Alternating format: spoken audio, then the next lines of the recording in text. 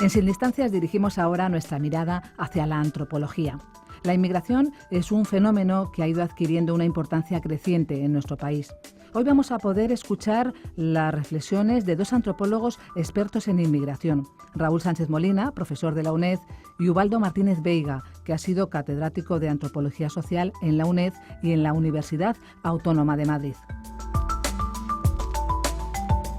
Martínez Veiga, en su dilatada carrera antropológica, ha sido profesor visitante de distintas universidades extranjeras en Gran Bretaña, Australia y Estados Unidos, donde trabajó con Marvin Harris. En su larga trayectoria como investigador ha abarcado diversos campos, como la ecología política, que le llevaría a publicar obras como Antropología ecológica, Cultura y adaptación, y la ecología cultural de una población de agricultores. También ha investigado sobre antropología del trabajo en su libro El otro desempleo, la economía sumergida, y sobre los orígenes de la discriminación laboral de la mujer. Con el aumento de poblaciones inmigrantes en España, el profesor Ubaldo Martínez Veiga inicia los estudios antropológicos sobre procesos migratorios, racismo y exclusión social en nuestro país. De sus investigaciones se publican artículos y libros como Pobreza, segregación y exclusión espacial, Elegido, discriminación, exclusión social y racismo, o Inmigrantes africanos, racismo, desempleo y pobreza. Pero es mucho mejor escuchar la propia voz de los protagonistas.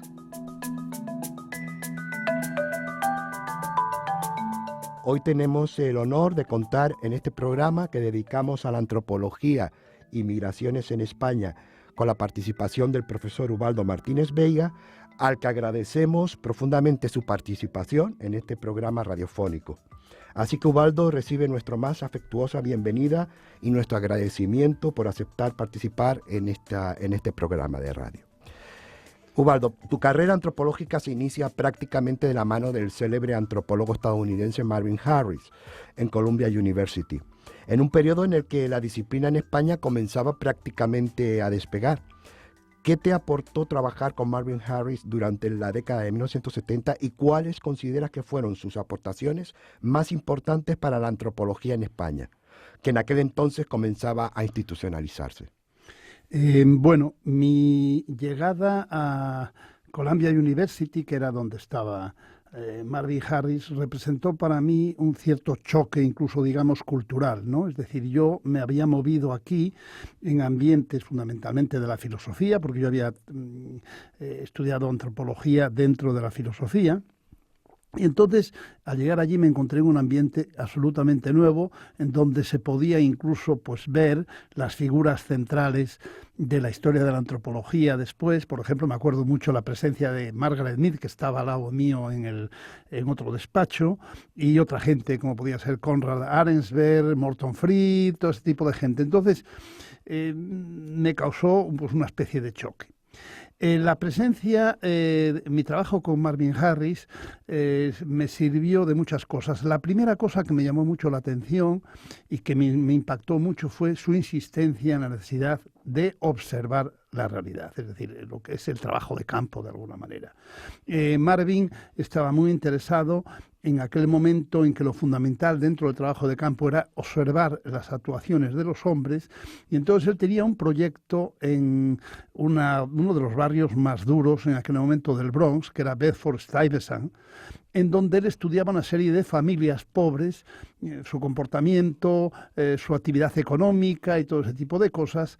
Y entonces, aunque yo realmente ya no entré en el equipo como investigador, porque ya estaba hecho el equipo y ese tipo de cosas, yo iba frecuentemente a trabajar con algunos de los estudiantes. Sobre todo había una señora mayor, se llama Ana Luz de Javenon, que estaba haciendo el estudio y que me ayudó mucho a empezar a iniciarme realmente en lo que era el trabajo de campo. Esto me sirvió mucho.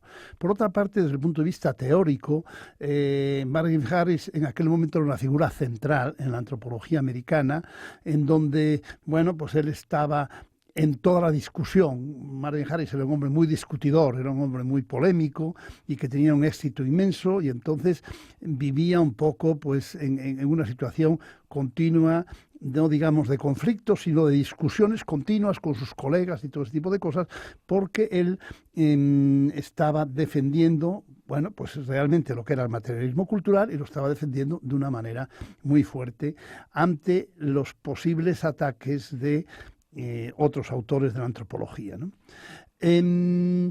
Además de esto, Marvin Harris había hecho un trabajo, porque siempre se ha pensado que Marvin Harris es una figura fundamentalmente que tiene una importancia teórica o ideológica. Marvin Harris había hecho un trabajo de campo enormemente importante en Brasil, y tiene un libro muy famoso que se llama Town and Country en Brasil, y empezó a hacer sus estudios sobre la raza.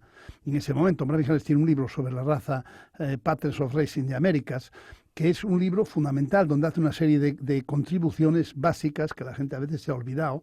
Toda esta idea de que una gota de sangre negra, en el caso de los Estados Unidos, te producía un fenómeno de hipodescendencia. Y esto es una idea que después se ha admitido por toda la gente. O sea, que tenía mucha importancia. Bueno, entonces todo este tipo de cosas a mí me enseñaron pues mucho, pues cosas, me abrieron unos horizontes que yo no tenía, etcétera. Y por último, en el caso de Colombia, en aquel momento había un seminario fundamental que era de ecología cultural, que era un seminario que había organizado por primera vez Karl Polanyi, el famoso Polanyi, que todos conocemos, y que, bueno, después él se había marchado, Polanyi se había marchado a Canadá, después se muere, y había quedado, pues, aunque Polanyi no era realmente un antropólogo, sino que era un economista, había quedado en manos de los antropólogos, digamos, de alguna manera. Y entonces fue un seminario que dirigió un cierto tiempo Marshall Salins, después que dirigió Morton Fried, y que cuando yo estaba allí lo había dirigido Marvin Harris. Entonces eran unos seminarios que había todas las semanas, eran unos seminarios muy polémicos, muy interesantes, en donde había una asistencia casi masiva del departamento. Y a mí eso me enseñó mucho más que todos los libros que había leído. Como consecuencia de esta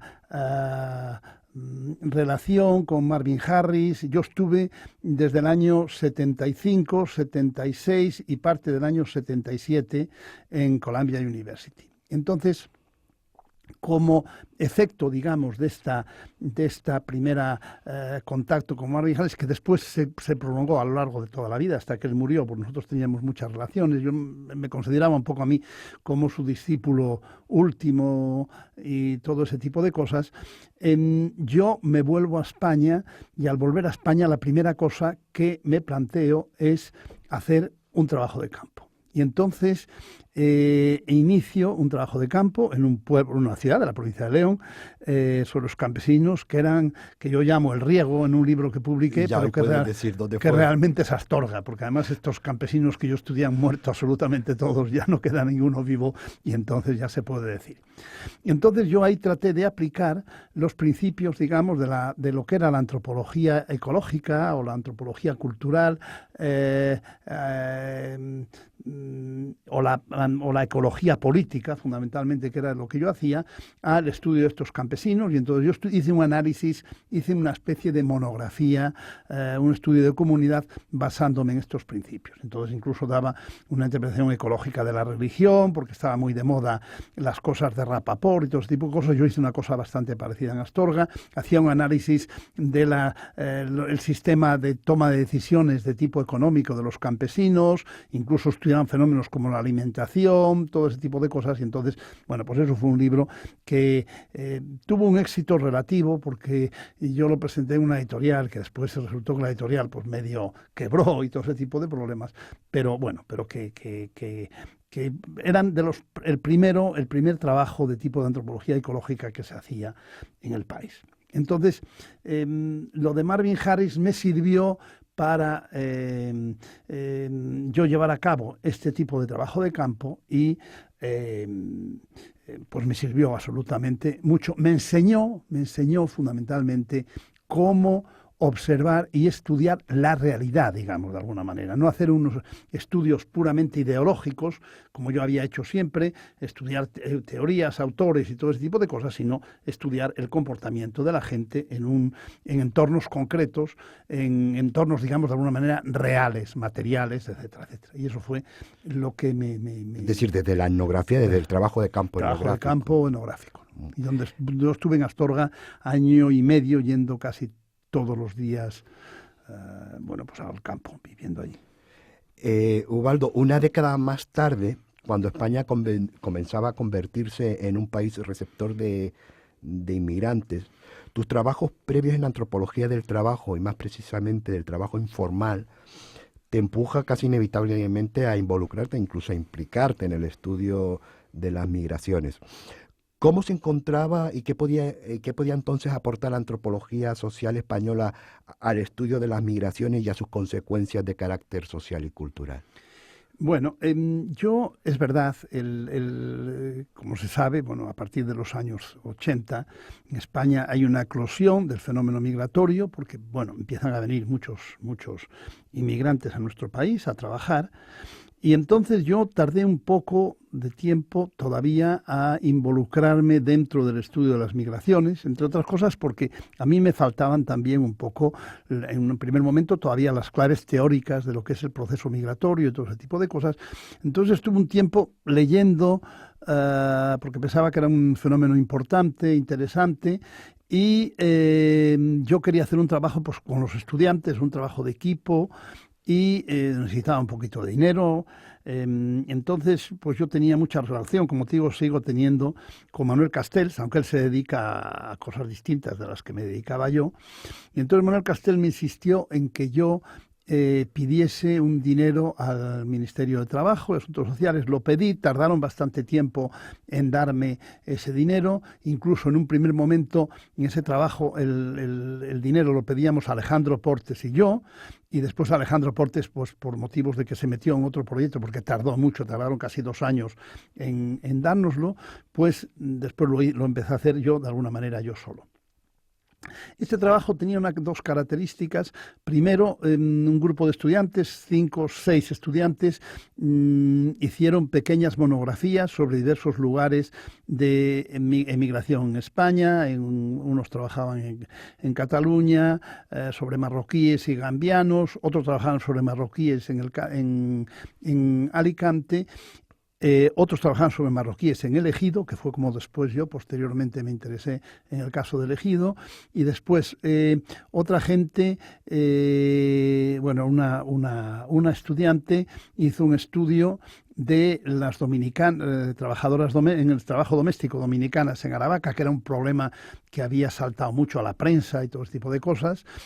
Y yo como era un poco en la zona de donde yo vengo, donde he nacido, que es el Bierzo, yo sabía que había trabajadores caboverdianos que trabajaban en el Bierzo, y entonces pues empecé a estudiar estos y en el caso y me encontré con muchos fenómenos que eran bastante interesantes. Una vez que los estudiantes hicieron estos estudios de campo y todo ese tipo de cosas, yo me planteé el problema de hacer una encuesta, que quizás fue la primera encuesta así larga, grande, incluso con unos criterios pues ya científicos claros y todo ese tipo de cosas. Eduardo, ¿podríamos fijar el tiempo o la fecha de esa investigación? Sí, en 1993 fue cuando yo la empecé, y el libro que salió salió 4 años más tarde. Pues siempre todo eso tarda bastante, tuve que entregarlo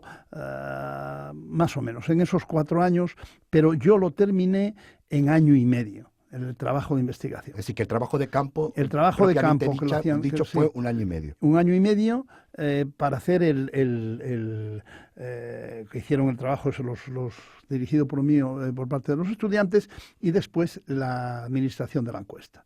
Y después hubo como unos 6 o 7 meses en la cual yo escribí el libro ¿no? De los resultados que tenía, por ejemplo, en el caso de la población inmigrante caboverdiana, fue ese mercado laboral que se denomina segmentado étnica y por género, ¿no? Sí. ¿Podrías explicar un poco Sí, eso?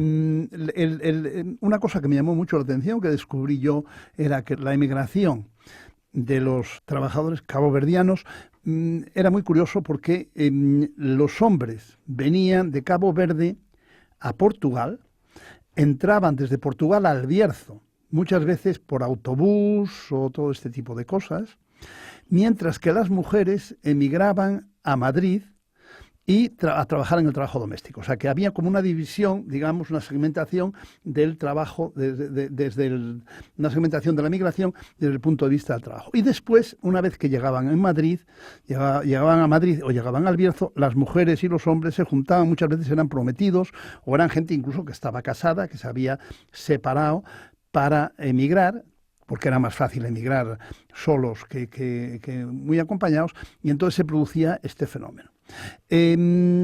Por eso la variedad era muy grande, porque, por ejemplo, las dominicanas eran mujeres dominicanas, casi todas casadas, con hijos, y que venían aquí, y que venían ellas solas, y las primeras, que es un fenómeno bastante importante desde el punto, porque las dominicanas los dominicanos emigran mucho a los Estados Unidos, pero siempre los que emigraban primero eran los varones se instalaban más o menos en los Estados Unidos y después traían o ayudaban a venir a las mujeres y a los niños. Aquí era una cosa distinta, y un fenómeno que yo encontraba que era bastante interesante era que las mujeres venían y después frecuentemente no venían ni siquiera sus maridos, sino los que traían eran a sus hijas.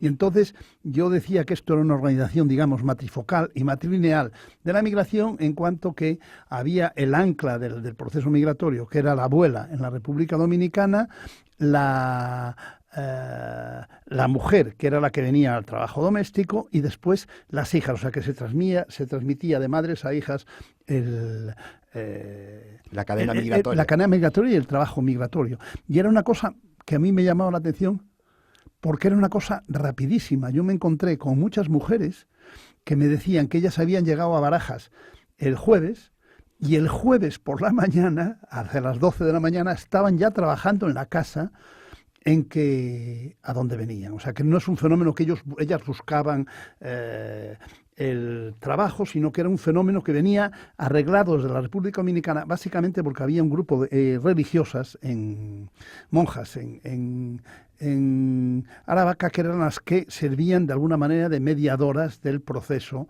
etcétera, ¿no? Bueno, entonces yo estudié la migración esta de las mujeres, descubrí que mandaban muchísimo más dinero que el resto de los grupos a la República Dominicana, que tenían mucha más relación, digamos, a través de cartas, correo y todo ese tipo de cosas que los otros. En resumen, ¿qué aspecto podrías resaltar de esa encuesta que todavía consideres significativo? Sí, bueno, lo que yo encontré era que el proceso migratorio, entre otras cosas, es muy diverso. No se puede decir que se puede hablar de la migración en general, sino que, por ejemplo, la migración de hombres y la migración de mujeres es bastante distinto, que hay fenómenos culturales y económicos que transforman el proceso migratorio. Por ejemplo, yo encontraba que los marroquíes mandaban mucho menos dinero a Marruecos, tenían mucho menos relaciones con Marruecos que las dominicanas, mientras que Marruecos está a 10 kilómetros, digamos, en el estrecho de Gibraltar. Y los caboverdianos, que eran como formaban una especie de diáspora en Europa, o sea, es decir, que la gente se difundía de alguna manera por Europa, venían al Bierzo, venían a Madrid, se juntaban y después emigraban a Roma. Las mujeres frecuentemente emigraban a Roma para el trabajo doméstico y después los hombres iban detrás, o emigraban a Róterdam. O sea, que había ya un fenómeno, digamos, de casi globalización del proceso migratorio dentro de Europa, que era un fenómeno bastante interesante. O sea, aparecieron una serie de fenómenos que parecían muy interesantes. Pues, Ubaldo, nuevamente te reiteramos nuestro agradecimiento por compartir con nosotros tus experiencias, investigaciones e implicaciones como antropólogo en el estudio de las migraciones en España y sus consecuencias sociales. Muchas gracias, Ubaldo. Muchas gracias a ti, Raúl.